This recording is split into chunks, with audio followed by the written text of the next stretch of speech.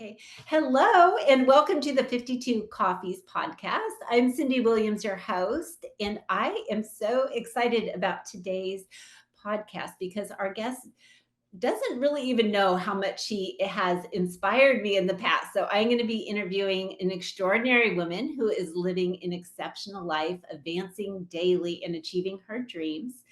First, before we get started, the 52 Coffees podcast is sponsored by Lead My Life, which is a dynamic coaching community platform for women who are really just wanting to unlock the life of their dreams. If you want to know more, go to leadmylife.com and we'd love to have you join our community. So today, our guest, I'm going to announce her name in just a moment, but she inspired me years ago through a article that I read. She wears many, many hats in our community, business owner. She's a leader within Boy Scouts. I'm going to have her talk about that. She is a newly empty nest mom. So many wonderful things. I want you to welcome Kathy Sizemore to 52 Coffees podcast. Hello, Kathy. Hello, Cindy. Thank you. You're so welcome. I want to start out just by you telling us a little bit about your background. I want to really dive into more of the speaking aspect and Mhm. finding your voice, but you have done so many things in our community. So tell us just a little bit about your background, a little bit about your story. I have been so blessed to have had the opportunity to do everything I've wanted to do, just not at the same time, wear different hats at different times. I am a business owner. My husband and I are second generation running his father's security business that we ended up taking over, and now we've ran it longer than his mom and dad did. So I have that hat. I spent time homeschooling my kids and raising them. I have 3 of them, and the last one, has just leaving to go to college. And let's see, uh, I after my husband retired from his career, I had an opportunity because he was home with our boys that I was able to get more engaged and involved in the community. I've been involved in Toastmasters. I have been a leader with Boy Scouts of America from the stages of Cub Scouts to founding a unit, to being an assistant scoutmaster and now the district committee chair for our region. I've had that hat. Gosh, what more? You've got quite a hat rack going Oh, on. yes, I'm a commissioner for City of Temecula. I'm a commissioner for community services. Wanting to make sure that the fun traditions that my children and our family enjoyed continue for future families. So that's a hat. Absolutely, and we appreciate all that you do in the name of our community and Oh, a thank chamber you. of commerce. I don't know if the Temecula Valley Yeah, Chamber of Commerce, you're involved in yeah. that as well. I mean, just so many areas. So we thank you for all your service and just your servant's heart in all of that, bringing value to people. I want to know because the very first article that I read about you, you had won an award for a speech that you made with Toastmasters. And Mhm. it intrigued me because there was something in there, that whole Boy Scouts element. So, can you tell us how did you get involved in Boy Scouts of America? Well, I will tell you, when I was a little girl, I remember getting to see my grandfather was an Eagle Scout, and he ended up becoming like the Cub Master and Scout Master when my dad and his brother were growing up. My dad was in Boy Scouts, and he would talk about all the fun things they did, fishing, tying knots, starting fires, all these fun things. And I couldn't wait till I was in school so I could join Boy Scouts. And Yeah. I remember having the conversation with my dad. I was kindergarten or 1st grade, and I told him he's asking me, "What are you excited about with starting school?" And I'm like, "I'm excited because 'cause I'm gonna be a Boy Scout." And he laughs and he goes, "You can't be a Boy Scout." Like, "Well, why not?" Yeah. He goes, "Well, it's right there in the name, Boy Scout." Oh.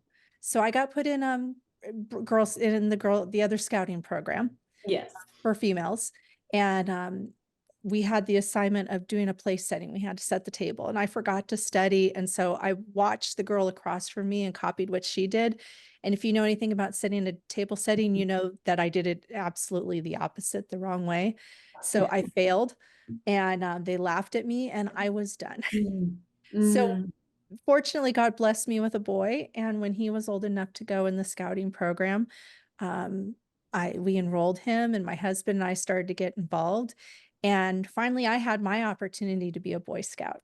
I just had to wait 30 years. I love that story, and I love because that's what leaders do, right? Leaders, Mhm. you see a gap and you go, "Hey, it may take 30 years, but you filled the gap. You Yeah, yeah, initiated." It's like, "Okay, I didn't do that then, but I'm gonna take a hold of that now." yeah. So I love that. Tell And me.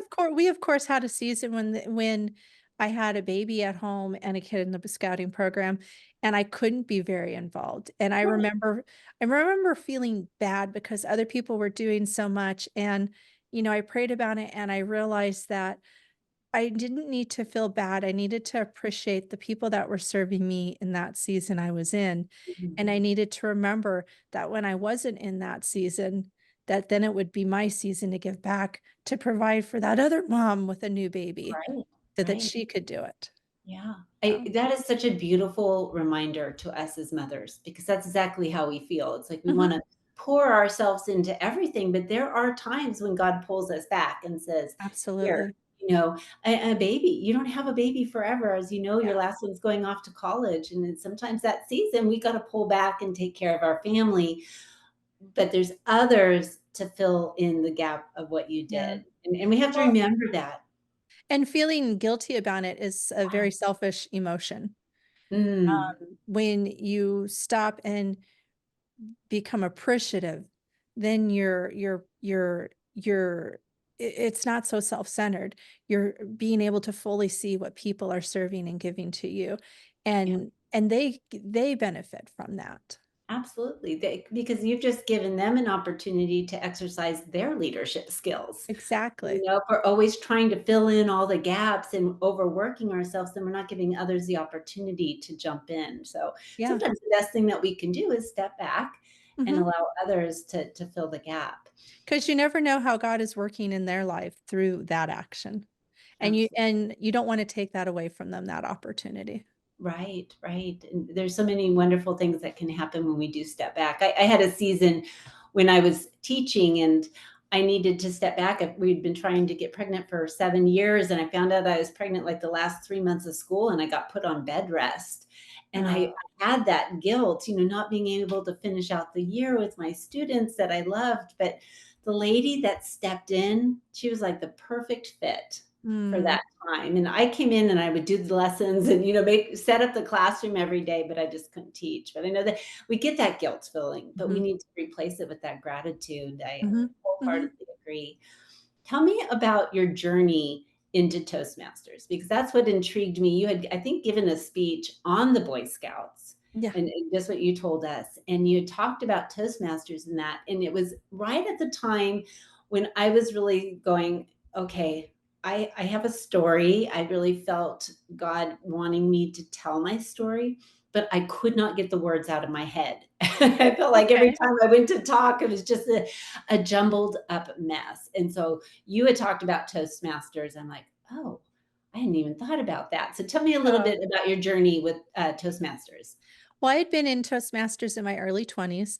My husband and I, like I said, we had taken over his parents' business.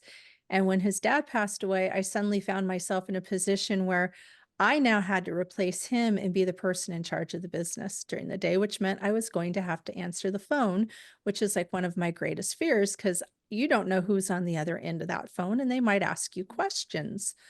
And Mhm. I just didn't know what I was going to do, but I had recalled my father-in-law talking about when he was a young man, he had joined Toastmasters. And so I thought, well, let me find out about this. So I joined Toastmasters in my early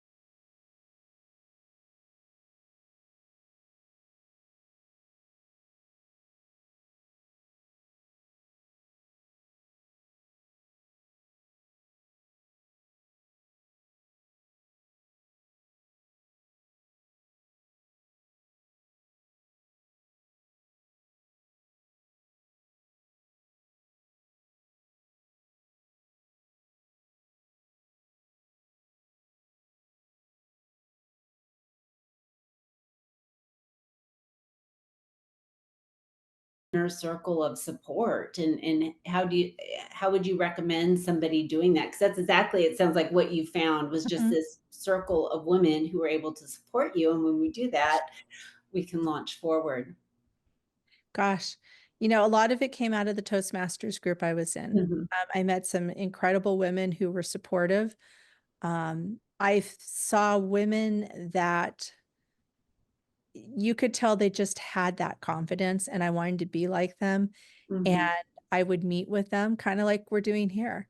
I Yeah. would meet with them and go out for coffee and, ask for help, ask for Mhm, mentorship. mhm. I think people are willing to give you their time and willing to give you their support, you just have to ask. That's so beautiful, and so true. You have to raise your hand and say, "Hey, you know what? Yes. I need help in this area." Yes. That's one of the things that I struggled with the most when I first got my real estate license in 2018, and I was coming out from kind of being behind the scenes, being the bookkeeper for my husband's business and helping, all the other businesses within our family, and needing to find my voice myself. Yeah. And I was almost embarrassed to ask for help because I felt like I should be so much farther along. Yeah. As soon as I was able to raise my hand and say, "Hey, can you help me? I don't Mm. understand this," things start to change. I think another thing that, really helped me is the way I phrased it is sometimes you have to jump scared. Mhm. You have to take that jump, not with the confidence of, "I know I got this." You just have to jump, and sometimes that confidence you gain that confidence in the action of the jumping, Yeah, you yeah, know? in midair. Yeah, in midair. In midair. It's that taking the chance and, you know, um, having them push you out on stage saying, "You can do this," and you end up doing it, and then you walk out with all that confidence from that Yeah, success. yeah. Ed Milet says that, confidence is the ability to keep the promises that you make to yourself. Mm.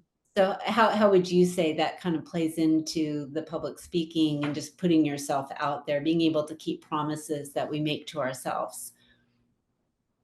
Wow, promises we make to ourselves. That is something I'm working on in my life. No, no, We all are.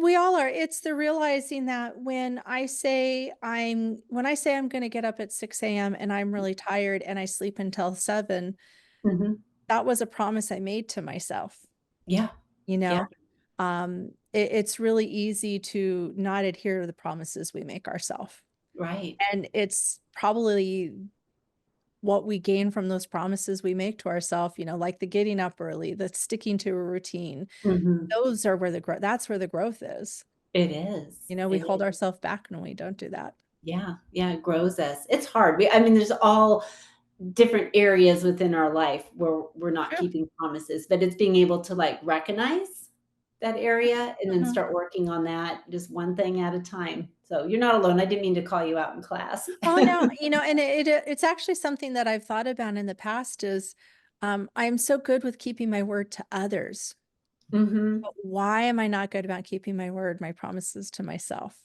Yeah. You And know? you are so not alone in saying that. I hear Yeah. that all the time. And we do that because we're constantly out there taking care of others, and Mhm. we take care of ourselves last. Yeah. And hopefully we don't, there's not some big red flag that comes up and where you have to, you're sick, or, it comes out physically. We have to recognize it sooner, Yeah. because really leadership is a ripple effect. It starts with us taking the lead in our own lives, keeping the promises we make to Mhm. ourselves, and then we can export it out into the world. But we tend to do it the opposite way. Mhm. Take care of Yeah, everybody else first, and then we burn out, and it becomes too much. absolutely. Yeah. So Absolutely. what would you say? I was going to say a young woman, but it could be any woman. It could, the empty nest mom who's like, I have a story to share. Uh-huh. I need to share this story. What encouragement would you offer to really any woman, the girl coming out of college, or who's nervous about sharing her story, about getting up in public and speaking? What encouragement would you give her? To do it, to find Mm, find the mentorship in their life, Mhm. Find mentors, read books, Mm, watch YouTube videos, listen to podcasts, find the mentors, whether they are flesh and blood in front of you or they are virtual that you mhm. follow online. Find those mentors and work to bring your story out. Yeah. Um, I do believe, in the Bible it talks, I believe it's Titus, where Titus they talk about the grandmother mentoring the mother and Yes. how us younger women need those older women Yes. for mentorship. And I take it seriously. Mhm. That is something that fuels me to do what I do, to be out there to help people, younger women younger than I. Um, so we all have stories, we all have things that we can share with others that they can benefit. I Yeah. used to think I didn't. I used to think I didn't, that I was worthless. And, um, Mhm. once I was done raising my kids, I wouldn't have anything, that there'd be no Mhm. purpose for me. Mhm. But here I find out, unbeknownst to me, I was doing something that helped you. And now look at all Exac the people you're helping. exactly. Exactly. We probably never hear the majority of the stories of the people that are out there that we're actually helping unbeknownst to us. Yeah. Yeah. That's why I wanted to bring that up because it's like you never know who's watching, Yeah. and this was from an article I saw, I think, in the Valley Business Journal. Yeah. And, I met you through Toastmasters in person, but what you did impacted my life. And now I'm out speaking and impacting other lives. So it's Mhm. just this whole ripple effect that takes place by, like what you said, just doing it. Just Well, do the that's thing. where I personally feel like you're becoming a more successful um speaker than me.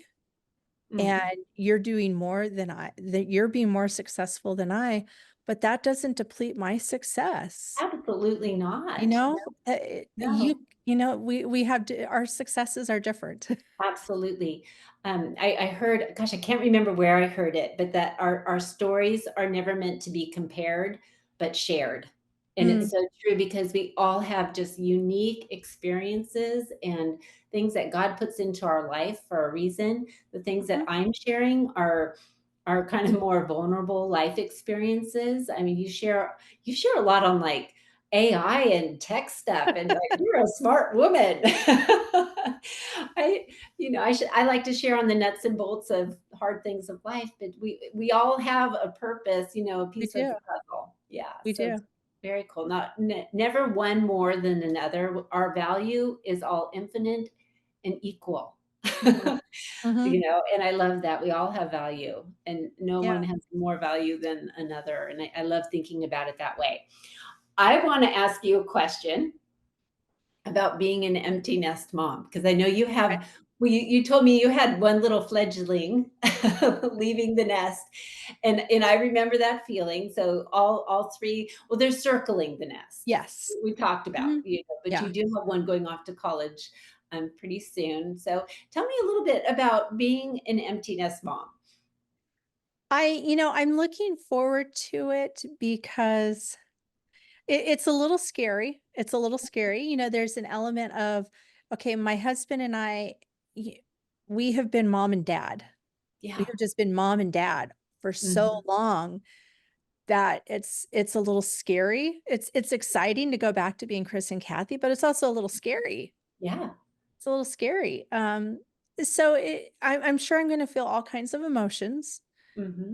I My husband and I have put the family first. Yeah. We probably have been bad in the aspect of people talk about making sure you keep your marriage as a priority. Mhm. And Mhm. I think we might not have done that as well because we were Mhm. so focused on raising the family. Yeah. I'm looking forward to getting back to that and working on that relationship. We haven't done much traveling because we've been here with the kids, so I'm looking forward to it's just going to be nice to be able to say, hey, let's go down to San Diego for the day and not have to worry about, okay, but we got to get out, make sure we're on the freeway by noon because, we got to pick up the kids at 3 and, just let's not do Yeah. it.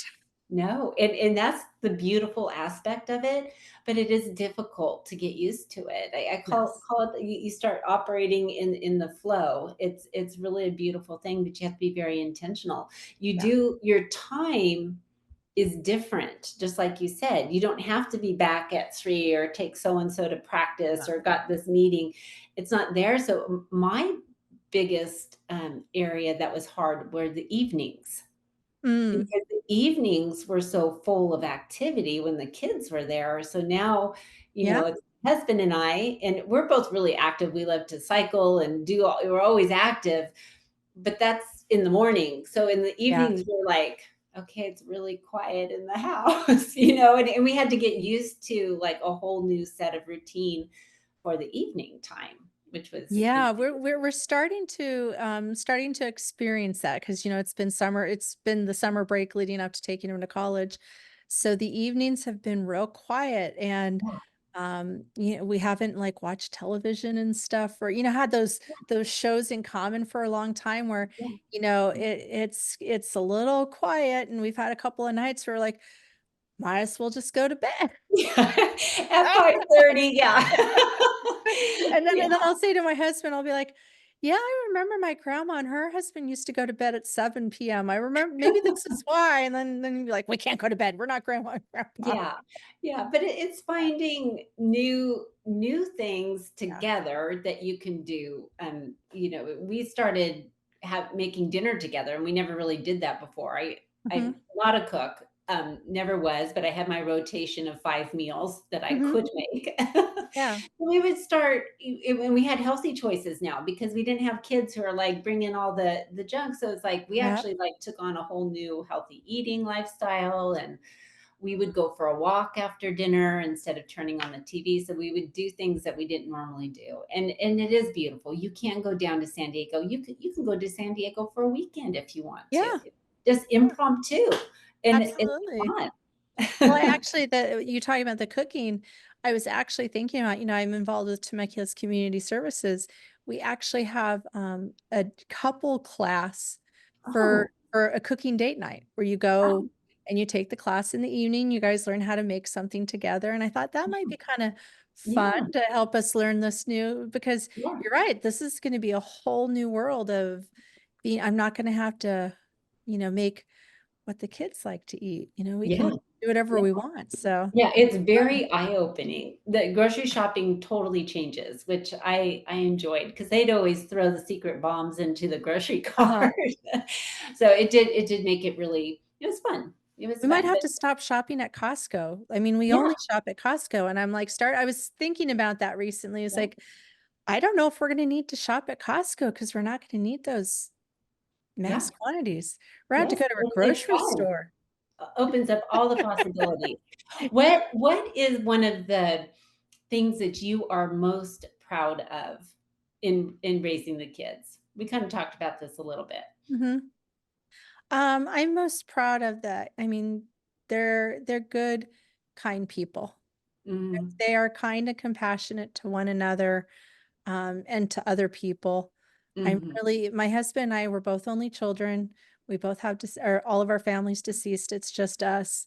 And it was really important to us that we raise a tight knit family. mhm. And, when you can't get them to leave home, you realize that. Yeah. Maybe they did too good of a job. Yeah, but I realize that we've done that. Uh, Yeah, we've done that. Our kids, although they argue and they have their differences, they genuinely love each other. that's So, beautiful. I mean, what more can you want? no. Really? Yeah, I mean, exactly.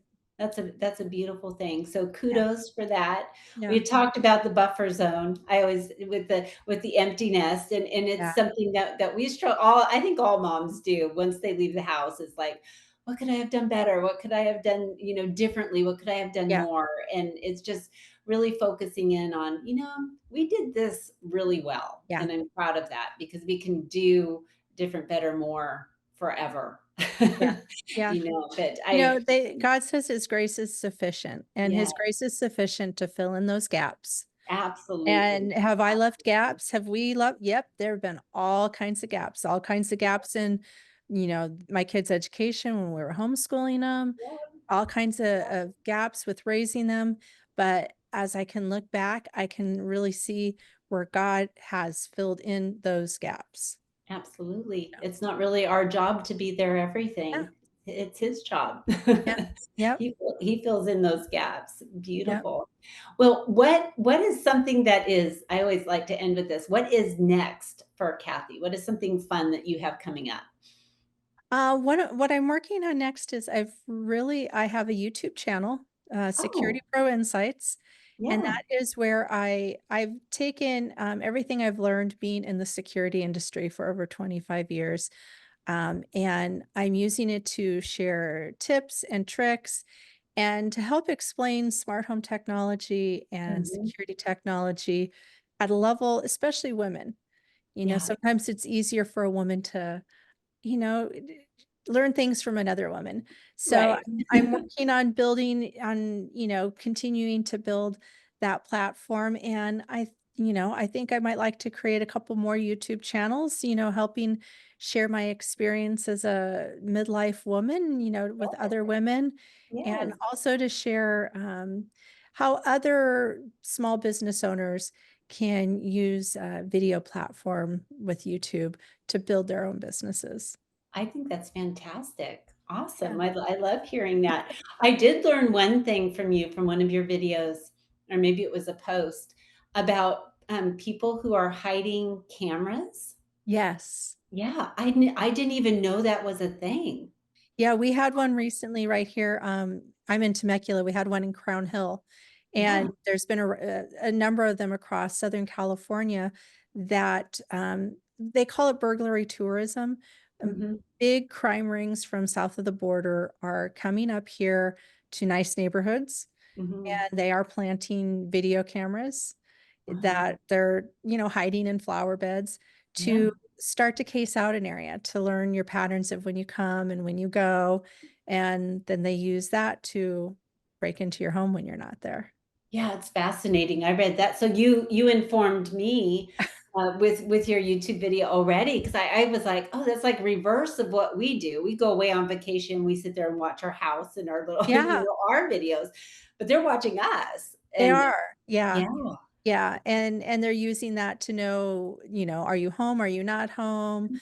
Help them to identify like your patterns of when you come and when you go and to, learn what you have. yeah, And, very. and even worse, we've seen this with this burglary tourism that's increasing in Southern California. But, what else could they use that data for? Yeah, Maybe human trafficking. yeah, yeah, yeah, You never know. So it is something to be searching your property to make sure that you're not, no yeah. one's trying No, to do that. well, thank you for bringing awareness to that, at least in the Williams household.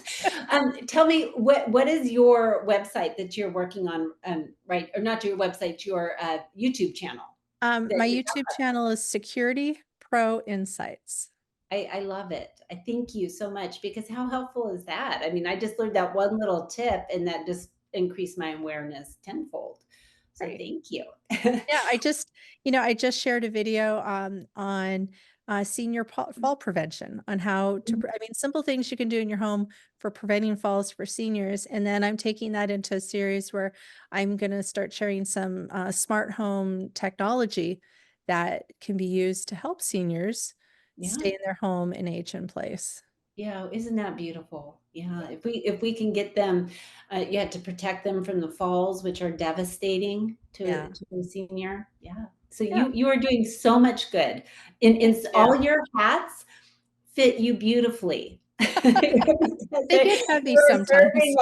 like all over the place. Yeah. So Oh, thank you, Kathy, so much for coming on, for sharing, all your different stories with us. We appreciate you and your thank service to our you. community on so many different levels. Appreciate you. And hey, You. if you want to subscribe to the 52 Coffees podcast, please do for more episodes. And again, we just want to thank Kathy for coming on, and we will see you next week. Bye. Bye. Bye.